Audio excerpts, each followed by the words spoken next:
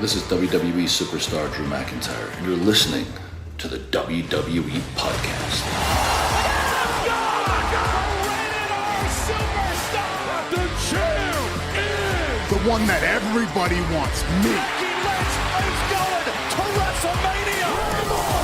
Claymore! Austin 316 says I just whipped your ass. This is my iron. You're gonna acknowledge me.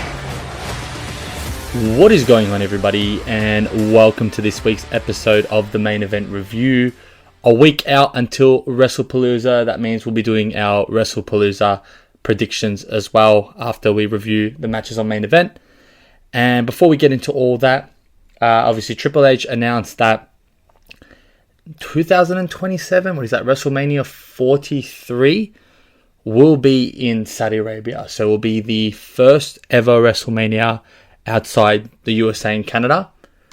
And yeah, massive cash grab, obviously. The only reason why it's justified, or there is a reason to why they've gone there, is only because of the money. Because in no world should a WrestleMania ever be held in Saudi Arabia, in my opinion, or even, yet alone, countries outside of the US and Toronto.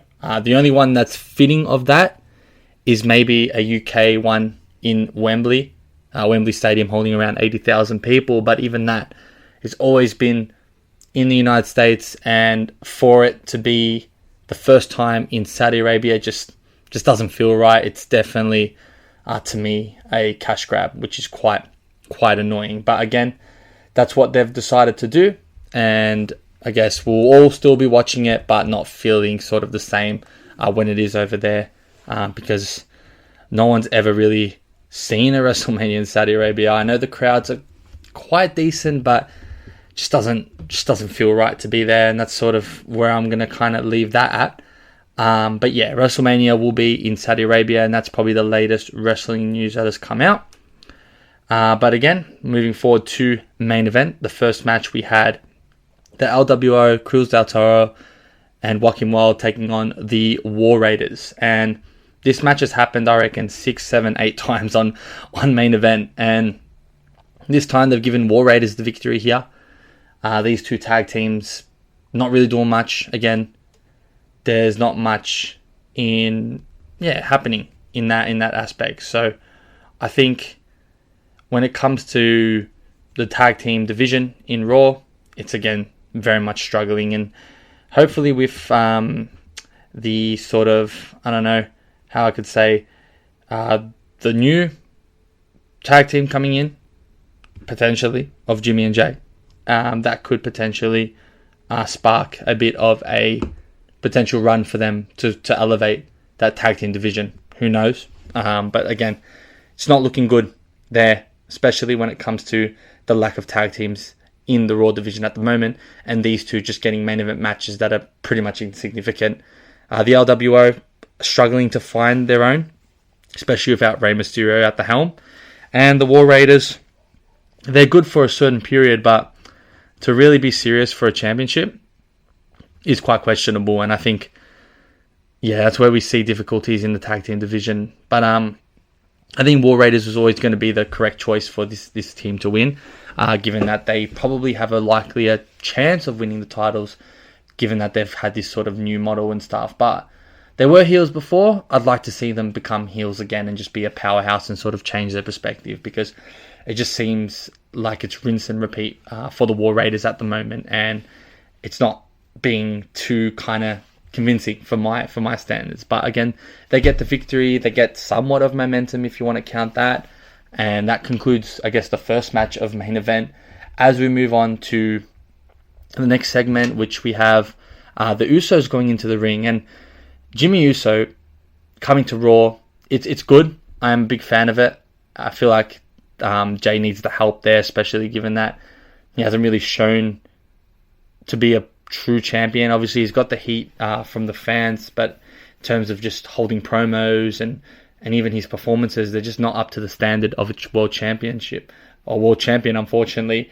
And you can even see it when Jimmy Uso came into the ring. He was handling most of the promo work. He is a lot better than Jay on the microphone, and I feel like Jay really struggles on the mic, and that's where Jimmy comes in and really helps him out there. And you can see them two work really together on the mic. And basically, they were just calling out the Bronze, essentially said that they were going to challenge them at WrestlePalooza. The match was confirmed. And as they were having that discussion, LA Knight came in, tried to attack the Bronze in the backstage, and it led to a sort of pullback. And you saw in the ring that LA Knight was about to hit Jey Uso, and it didn't happen, but Jey Uso wasn't too happy with that, and that sort of set up the main event match with LA Knight and Bronson Reed, which we shall obviously get to later on down the track. We then have the next segment that main event puts on Raw. AJ Lee cutting a promo on her mental health, obviously, and bringing that all up and mentioning that she's obviously been back for a while. It's great to see AJ Lee back, and it's great to see her cutting promos again. Just reminds me of the old days. We had Becky Lynch coming out frustrated, essentially asking for her title back, and AJ Lee left the title on the floor and basically told her to come and get it.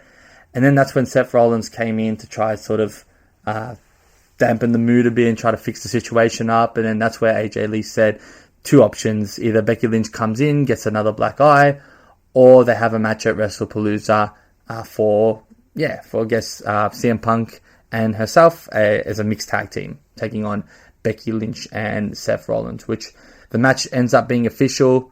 Obviously, CM Punk attacking Seth Rollins from the back caused that strife. Becky Lynch wasn't too happy, but obviously AJ Lee and CM Punk were really happy with that outcome. And it was more than expected that match was going to occur. We are going to have that mixed tag team match, which will be quite exciting. It probably won't end the feud, but it will probably hype up Becky Lynch and AJ Lee going on a potential Intercontinental run, and CM Punk and Seth Rollins continuing to fight for that World Heavyweight Championship there. So we get that mixed title match. Should be exciting, should be really good. It will be great to see AJ Lee back in the ring for the first time. I think that will be her first match in over 10 years, which is quite spectacular and truly exciting. So let's see how that goes. Looking forward to that match, just given that storyline's been going on for a long time. And I'm a big fan of Becky Lynch's sort of heel turn. So she's doing a really good job. It's just crazy that she's probably doing more with the Intercontinental Women's title than any other belt at the moment. And that is technically meant to be a mid-card belt. So she's definitely elevating that championship for sure. I can't say much about the other women's wrestlers until we have the match between Io Sky and Stephanie Vaquer at WrestlePalooza, which we'll get to later. But that pretty much sums up that sort of promo. And then we have the second match of main event. We get Rey Fenix taking on Angel, one half of the Los Garzas, who I think are still AAA World Champs. Correct me if I'm mistaken. They might have dropped the title, but it's been a while since we've seen them in WWE. They're doing great work in AAA, but in WWE not too much. We have Rey Fenix getting the victory here, and it makes sense given that, and I'm just going to say it because I watched SmackDown, that he had that open challenge with Sami Zayn. But other than that, we've heard that Andrade's left the business, which is also sad news, and I wanted to touch up on that. They were a tag team, so I don't really know what's going to happen with Rey Fenix. I think he just needs to team up with his brother. I've said it all along. I think both of them are really stale at the moment. They've come back. They've looked very good in their first sort of month, but since then haven't really done much. And I think them two teaming up as a tag team, especially on Raw maybe, where the tag team division is obviously quite low, it could be a good thing for both of them, because Rey Fenix is not doing much, and nor is Penta at the moment. So I guess the match gave him momentum, but he lost it straight away, and I don't think he's going to get another opportunity at the belt anytime soon. So not sure what he'll do from then on, but again, we'll have to wait and see, because again, I think it's the same story of Penta. I know he's got some feud with the New Day. Maybe he calls Rey Fenix for some help and they just become a tag team. I think it would make the most sense given the landscape of where they're at the moment as well. We then pretty much cap off with the main event, which was LA Knight taking on Bronson Reed. And Bronson Reed got the victory with the help of Bron Breakker forming a distraction with a Death Valley driver, which was quite a surprise. They didn't finish off with the Tsunami, but I kind of liked it. It was a good way to sort of finish the match. We then had Bron Breakker then attacking LA Knight, that's when Jimmy Uso came in. That's when Jey Uso also came to help. They brought out the steel chairs, and they pretty much cleared the ring. And you saw Jimmy Uso and LA Knight talking, basically thanking each other. And that's where Jey Uso ripped out a spear and speared LA Knight. And how I think, or what I think of it, is that, are they teasing a Jey Uso potential heel turn? I'm not too sure. But he's definitely having some problems at the moment, knowing what to do and how to feel, because a lot of the stuff that he's done, as Jimmy mentioned, is a lot like what Roman Reigns used to do as well. So I'm not sure if Jimmy can get him on the good side or if Jey Uso is going to hit that bad side. It would be compelling to see Jey Uso turn heel and sort of just change the way he's been going. I know he gets a lot of good sort of crowd pops with his entrance theme, but him being a heel could maybe elevate him to doing what he needs to do, and that's win a world championship. But again, that pretty much concludes the main event and Monday Night Raw. A quick one there just to get through before we go into the WrestlePalooza predictions there. As there wasn't really too much going on at the moment. We are hyping up to the first ever ESPN PLE, which they're trying to make bigger now than it was before. Maybe if it's a debut, I'm not sure if that's the case, or whether they want to make this a yearly thing that's massive. But it'll be held at, I think it's the Gainbridge Fieldhouse in Indiana. I think that's where the Pacers play. I don't think they're doing it at the... Yes, they're not doing it in the same place where they had the Royal Rumble. They're having it there. So a lot smaller, but still should be a pretty cracking event. We have, as mentioned, Io Sky taking on Stephanie Vaquer as the women's match for the World Championship. And I think Stephanie Vaquer wins this one. I think there'll be some interferences with the Kabuki Warriors. You can see that Asuka is getting into it. So I can see Stephanie Vaquer winning it and then Io Sky focusing on Asuka. Or if they do give it to Io Sky, they might use the title as a way to sort of hype them both up. But I sort of thought that they would have a feud with each other, and I felt like it's time for, Io Sky and Asuka to go at it against each other. Two Japanese women's wrestlers that are incredible in the ring and have had a great career in WWE. Them going at it would be extremely exciting, and Stephanie Vaquer can forge her own path of being a women's world champion, and I think she thoroughly deserves that, and I think that's what will happen in my opinion. Got the Usos taking on the Vision. I do see the Vision winning this. If they lost to Jey Uso and Roman Reigns, I don't see them losing again. They've been on a roll as of late, winning singles matches, so I don't see them losing this. I think the Vision get it done.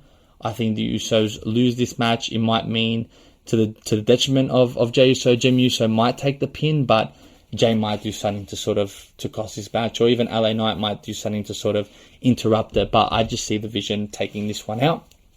We have CM Punk and AJ Lee versus Seth Rollins and Becky Lynch. I think CM Punk and AJ Lee wins this one. AJ's first match, they're not going to start with a loss here. I think AJ Lee will pin Becky Lynch, and they will move on. And they'll move on to winning or to going for the Women's Intercontinental. It makes the most sense. I think that's how it's going to go down. The match will be very interesting. We'll have AJ Lee getting the hot tag and not being appeared for a long time. But when she does, the fans will go quite crazy. So, we'll have to wait and see how that goes. But I definitely think CM Punk and AJ Lee get the victory here. We get Cody Rhodes taking on Drew McIntyre for the undisputed WWE Championship. I'm really happy that Drew McIntyre is getting what he deserves, and that is a title shot. And he may not win this match, but I think Cody Rhodes will win, and it'll be a pretty good match. And I think Drew McIntyre and Cody Rhodes is a program I've always wanted to see, and I'm really excited for it. I think Cody Rhodes just gets the victory because they want to keep the belt on him for a little longer. It would just be weird to see Drew McIntyre take the title now, especially just for a regular match here. And then finally, for now, until they decide to add more matches on tomorrow's episode of Raw, or even on SmackDown for last minute sort of pick up, we've got John Cena taking on Brock Lesnar. And this match, I think Brock Lesnar wins it. Only because obviously John Cena's wrapping up with the company and Brock Lesnar's just come back. But it could be 50-50. I think that one of all the matches so far is the hardest to predict because they may give John Cena the victory here. But I think if Brock Lesnar is going to be in WWE for a while on his obviously terrible schedule, but they're longer than John Cena, I don't see John Cena winning this match. So I think that's what's going to happen for WrestlePalooza. I will have a look at the betting markets and see how that one goes when they come up a lot closer. But I think that's how the sort of predictions will finish up. And yeah, it might just be 5 matches, but honestly, 5 really solid matches there. So definitely something to look forward to. Maybe they add 1 or 2 more. We'll have to wait and see. But again, it's been your boy Daniel. This is another main event review sprinkled up with some WrestlePalooza previews. We'll come up next week with the 2 matches on main event, and then we'll jump straight into the post WrestlePalooza review and see how the matches went and what it means for sort of the next PLE, which I'm pretty sure is going to be down under in Australia in Crown Jewel. They might have a Saturday night main event before. No, that's going to be in November, I'm pretty sure. But yeah, the next match will be at Crown Jewel, which is quite exciting. So yeah, I think that pretty much wraps up main event review and all the Raw segments. So I'll catch you guys next week for WrestlePalooza stuff. Cheers. Thanks for listening to the WWE Podcast. Don't forget to subscribe on your favorite podcast app so you don't miss a show, or head to WWEpodcast.com. And for all of these shows ad-free, head over to patreon.com/WWE Podcast. Until then, we'll see you next time.